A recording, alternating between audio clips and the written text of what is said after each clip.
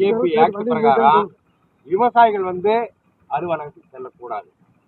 இருங்க, PAP special act பிரகாரம் தண்ணி பாயலன்னு சொன்னா ஏஇ லஸ்கர் இவங்க வந்து எந்த சம்பந்தப்பட்ட விவசாயி தண்ணி பாய்க்கலையோ அங்க வந்து பார்த்துட்டு எங்க நிறைய பாய்ஞ்சிருக்கு அதை கம்மி விவசாயி தண்ணி பாய்ச்சி கொடுக்குறது அவங்க வேற.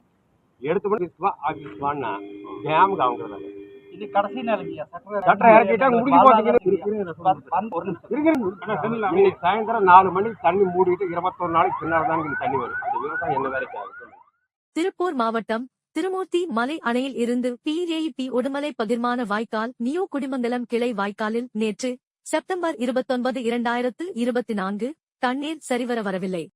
அதைத் தொடர்ந்து இன்று செப்டம்பர் 30, 2024 தமிழக விவசாயிகள் பாதுகாப்பு சங்க நிர்வாகிகள் மற்றும் நியூ குடிமங்கலம் பாசன விவசாயிகள் அனைவரும் ஒன்று சேர்ந்து முறையாக கடைமடை வரை தண்ணீர் திறந்து விடக்கோரி கோரிக்கையோடு திரண்ட நிலையில் அதிகாரிகள் யாரும் பேச்சுவார்த்தைக்கு வராத காரணத்தினால் சாலை மறியலில் ஈடுபட்டனர்.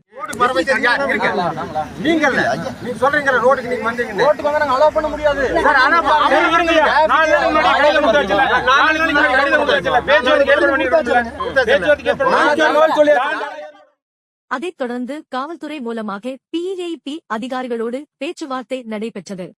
குடிமங்கலம் பாசனத்திற்கு சேர வேண்டிய தண்ணீர் 9 மணி நேரத்திற்கு பதிலாக 7 மணி நேரம் தருவதாக பேச்சுவார்த்தையில் உறுதியளித்தனர்.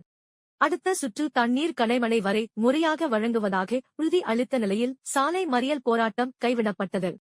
இதில் தமிழக விவசாயிகள் பாதுகாப்பு சங்கத்தின் தென்னை விவசாயிகள் அணியின் மாநில செயலாளர் வேலு மந்தராச்சலம், திருப்பூர் தெற்கு மாவட்ட அவை தலைவர் வரதராஜ், தெற்கு மாவட்ட செயலாளர் குடிமங்கலம் செந்தில்குமார், தென்னை விவசாயிகள் அணியின் தெற்கு மாவட்ட செயலாளர் மணத்துக்குளம் கேசவன், தெற்கு மாவட்ட இளைஞரணி செயலாளர் லோகசிகாமணி, வீர விளையாட்டு அணியின் தெற்கு மாவட்ட செயலாளர் அப்பிலியப்பட்டி பரமேஸ்வரன், பால் உற்பத்தியாளர் அணியின் தெற்கு மாவட்ட செயலாளர் அப்பிலியப்பட்டி செந்தில்குமார், விஜயகுமார் மற்றும் குடிமங்கலம் வாய்க்கால் பாசன விவசாயிகள் முருகானந்தம், சிங்காரம், புவனேஸ்வரன், சிவக்குமார், ராம்குமார், வெங்குடு சுப்பிரமணியம் மற்றும் விவசாயிகள் 100க்கும் மேற்பட்டோர் கலந்து கொண்டனர்.